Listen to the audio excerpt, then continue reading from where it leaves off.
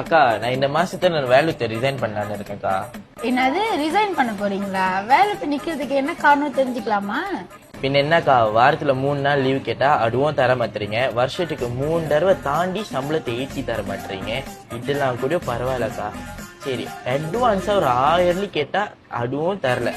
இதெல்லாம் போக break 1 hour சாப்பிட தரீங்க, எக்ஸ்ட்ரா 1 ஹவர் தூங்க தானே கேட்கறேன், அதுவும் தர மாட்டீங்க. இந்த கண்டிஷன்லாம் என்னால வேலை செய்ய முடியாதுக்கா. நான் இந்த மாசமே ரிசைன் பண்றேன். ஓ, இந்த ரீசன் தானா? இந்த ரீசனுக்கு தான் 2 மாசம் முன்னாடி உங்களை நிப்பாட்டலாம்னு நினைச்சேன். நீங்க இந்த மாசம் ரிசைன் பண்ண வேணாம், இப்பவே ரிசைன் பண்ணிடலாம். கோவப்படாதீங்க சார், என்கிட்ட எல்லாம் கோவப்படுறதுனால 10 பைசாவுக்கு பிரயோஜனம் இல்ல. ஐயோ அக்கா, இங்க பாருங்களேன், அந்த பிரவீன் அண்ணன் பொய் சொல்லியிருக்காரு உங்களுக்கு கோவமே வராருன்னு. ஆனா எவ்வளோ கோவப்படுறீங்க. சரிக்கா, நம்ம வேலை நம்ம தான் செய்யணும். அதிகமா கோவப்படுற உடம்புக்கு ஆகாது. நான் என்ன பண்றேன், நான் போய் வேலை பார்க்கறேன்க்கா. பாய். என்ன நடிப்பு நடிக்கிறாங்க.